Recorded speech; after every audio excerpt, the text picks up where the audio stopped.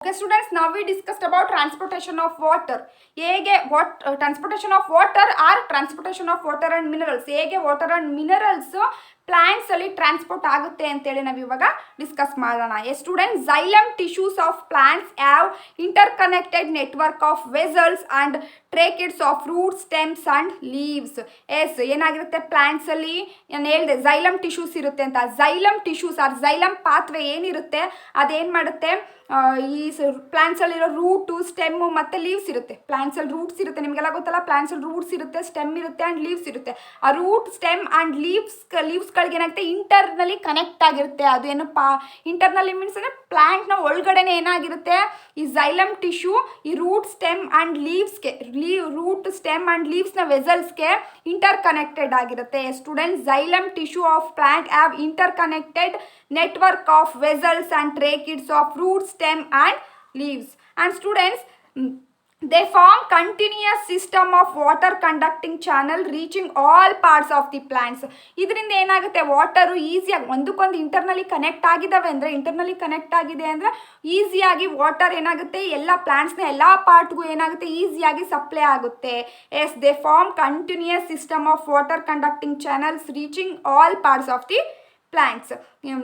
And the water that enters into the root from the soil eliminate this difference, that is making the concentration equal. Students, the water enters into the root from the soil. soil ಅಲ್ಲಿ ಇರುವಂಥ water, ಸಾಯಿಲಲ್ಲಿ ಇರೋ water ಏನು, ಸಾಯಿಲಲ್ಲಿ ಏನು ತೇವಾಂಶ ಇರುತ್ತೆ ಅಲ್ಲಿ water ಇರುತ್ತೆ ಅಲ್ವಾ, ಸಾಯಿಲಲ್ಲಿ ಇರುವಂಥ ವಾಟರ್ನ ರೂಟ್ಸ್, ಪ್ಲಾಂಟ್ಸ್ನ ರೂಟ್ಗಳು ಏನು ಮಾಡುತ್ತೆ, ಅಬ್ಸಾರ್ವ್ ಮಾಡ್ಕೊಳ್ಳುತ್ತೆ. ಅಬ್ಸಾರ್ವ್ ಮಾಡಿಕೊಂಡು ಪ್ಲಾಂಟ್ಸ್ನ ಎಲ್ಲ ಪಾರ್ಟ್ಗಳಿಗೂ ಏನು ಮಾಡುತ್ತೆ, ಡಿಸ್ಟ್ರಿಬ್ಯೂಟ್ ಮಾಡುತ್ತೆ. ಇದರಿಂದ ಏನಾಗುತ್ತೆ, ಪ್ಲಾಂಟ್ಸ್ನ ಕಾನ್ಸಂಟ್ರೇಷನು ಈಕ್ವಲ್ ಆಗುತ್ತೆ. ಹೇಗೆ ಕಾನ್ಸಂಟ್ರೇಷನ್ ಈಕ್ವಲ್ ಆಗುತ್ತೆ, because of during the transpiration process. ಪ್ಲಾಂಟ್ಸಲ್ಲಿ ಟ್ರಾನ್ಸ್ಪಿರೇಷನ್ ಪ್ರೋಸೆಸ್ ಆಗುತ್ತೆ. What is transpiration process? Yes, the loss of water in the form of vapor from the aerial parts of the plants is known as transpiration. Yes, what is transpiration? Yes, students, the loss of water in the form of vapor from the aerial parts of the plants is known as transpiration. ಏನಾಗಿರುತ್ತೆ students, this is plant ಈ ರೀತಿ ಇರುತ್ತೆ ಅಂತಂದರೆ, ಈ ಪ್ಲಾಂಟ್ನ ಇಲ್ಲಿ ರೂಟಲ್ಲಿರೋ ಸಾಯಿಲಲ್ಲಿರುವಂಥ ವಾಟರ್ನ ಈ ರೂಟ್ಸ್ಗಳು, ಪ್ಲಾಂಟ್ಸ್ನ ರೂಟ್ಸ್ಗಳಿಗೆ ಬಂದಿರುತ್ತೆ. ಇದು ಅಬ್ಸಾರ್ವ್ ಮಾಡ್ಕೊಳ್ಳುತ್ತೆ. ಅಬ್ಸಾರ್ವ್ ಮಾಡ್ಕೊಂಡಾಗಿ ಅದೆಲ್ಲೇನು ಮಾಡುತ್ತೆ, ಪ್ಲಾಂಟ್ಸ್ನ ಎಲ್ಲ ಪಾರ್ಟ್ಗಳಿಗೂ ಏನು ಅಲ್ಲಿ ಒಂದು ಏನು tube like structure interconnected ಆಗಿರುತ್ತಲ್ಲ, xylem ಇಂಟರ್ ಕನೆಕ್ಟೆಡ್ ಆಗಿರುತ್ತಲ್ಲ, ಅದ್ರ ಮೂಲಕ ಎಲ್ಲ ಪ್ಲಾಂಟ್ಸ್ನ ಎಲ್ಲ ಪಾರ್ಟ್ಗಳಿಗೂ ಕೂಡ ಏನು ಮಾಡುತ್ತೆ, ಅದು ಡಿಸ್ಟ್ರಿಬ್ಯೂಟ್ ಮಾಡುತ್ತೆ. ಇದು ಹೇಗೆ ಪ್ಲಾಂಟ್ನ ಕಾನ್ಸಂಟ್ರೇಷನ್ ಈಕ್ವಲ್ ಮಾಡುತ್ತೆ, ಅಲ್ಲಿ ಪ್ಲಾಂಟ್ಸಲ್ಲಿ ಟ್ರಾನ್ಸ್ಪಿರೇಷನ್ ಪ್ರೋಸೆಸ್ ಕೂಡ ಆಗುತ್ತೆ ಅಲ್ವಾ. What is transpiration? The loss of water in the form of vapour from the aerial parts of the plant. ಇಲ್ಲಿ ಏನಾಗುತ್ತೆ, ವಾಟರ್ ವೇಪರ್ ಆಗುತ್ತೆ. ಇಲ್ಲಿ ಕೊಡ್ತಾರೆ ನೋಡಿ, ವಾಟರ್ ವೇಪರ್. ವಾಟರು ಪ್ಲಾಂಟ್ಸಿಂದ ನೀವು ಬಾಷ್ಪ ವಿಸರ್ಜನೆ ಅಂತ ಕೇಳಿರ್ಬೋದು. ಏನು ಮಾಡೋದು, ಬೆಳಗ್ಗೆ ನೀವು ಎದ್ದೋಗಿ ನೋಡಿದ್ರೆ ಪ್ಲಾಂಟ್ಸ್ನ ಲೀವ್ಸ್ಗಳ ಮೇಲ್ಗಡೆ ಏನಾಗಿರುತ್ತೆ, ತೇವಾಂಶ ಇರುತ್ತೆ. ಏನಾಗಿರುತ್ತೆ, ಅದು ವಾಟರು ವೇಪರ್, ಆವಿಯಾಗಿರೋ ಪ್ರೋಸೆಸ್, ಆವಿಯಾಗಿರುತ್ತೆ ಎಲೆಗಳಲ್ಲಿ. ಈ ಪ್ರೋಸೆಸ್ಸನ್ನು ನಾವು ಟ್ರಾನ್ಸ್ಪಿರೇಷನ್ ಪ್ರೋಸೆಸ್ ಅಂತ ಹೇಳಿ ಕರಿತೀವಿ. ಹಾಗೆ ಇಲ್ಲಿಂದ ಬಂದಂಥ, ಇಲ್ಲಿ ವಾಟರ್ ಎಲ್ಲ ಆವಿಯಾಗುತ್ತೆ, ಇಲ್ಲಿಂದ ಬಂದಂಥ ನೀರು ಇಲ್ಲೆಲ್ಲ ಆವಿಯಾಗುತ್ತೆ, ಮತ್ತೆ ನೀರು ಬರ್ತಾನೆ ಇರುತ್ತೆ. ಪ್ಲಾಂಟ್ಸ್ಗೆ ಅದು ಬೇಕಲ್ವಾ, ವಾಟರು ಬರ್ತಾನೆ ಇರುತ್ತೆ. ಹೀಗಾಗಿ ಕಾನ್ಸಂಟ್ರೇಷನ್ ಏನಾಗುತ್ತೆ, ಈಕ್ವಲ್ ಆಗುತ್ತೆ. And students, another strategy used by plants to move water upwards in xylem over highest point of the body. ಈ ಪ್ಲಾಂಟಿಂದ ಏನು ರೂಟಿಂದ ಅಬ್ಸರ್ವ್ ಮಾಡ್ಕೊಂಡಿದ್ದ ವಾಟರು ಪ್ಲಾಂಟ್ನ ಎಲ್ಲ ಪಾರ್ಟ್ಗೂ, ಹೈಯೆಸ್ಟ್ ಪಾರ್ಟ್ಗೂ, ಮೇಲ್ಗಡೆ ಇರೋಂಥ ಎಲೆಗಳಿಗೂ ಎಲ್ಲ ಪಾರ್ಟ್ಗೂ ಏನಾಗುತ್ತೆ, ಟ್ರಾನ್ಸ್ಪೋರ್ಟ್ ಆಗುತ್ತೆ with the help of xylem, with the help of xylem tissues. ಈ xylem tissues ಹೆಲ್ಪಿಂದ ಎಲ್ಲ ಕಡೆಗೂ ಏನಾಗುತ್ತೆ, ಅದು ಮೂವ್ ಆಗುತ್ತೆ. And students, the plant has an adequate supply of water. The water which is lost through the stomata is replaced by water from the xylem vessels in the leaf.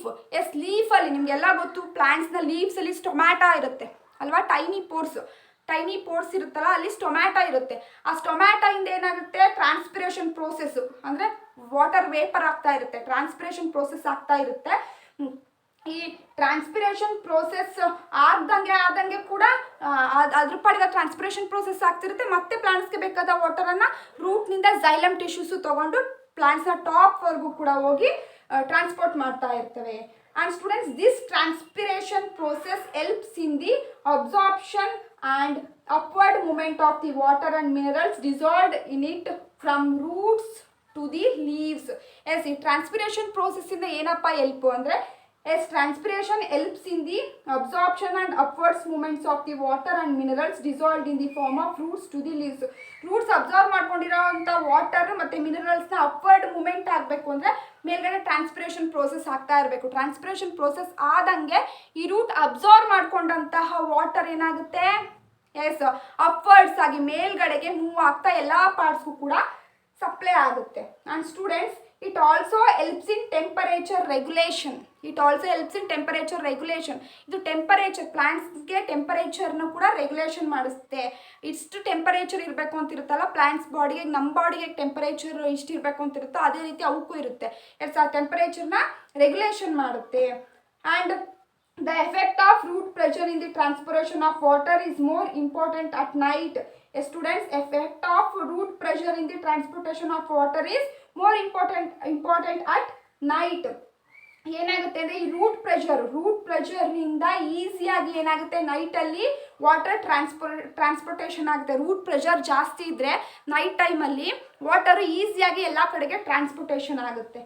And during the day when the stomata are open, the transportation pull become the major driving force in the movement of the water in the xylem.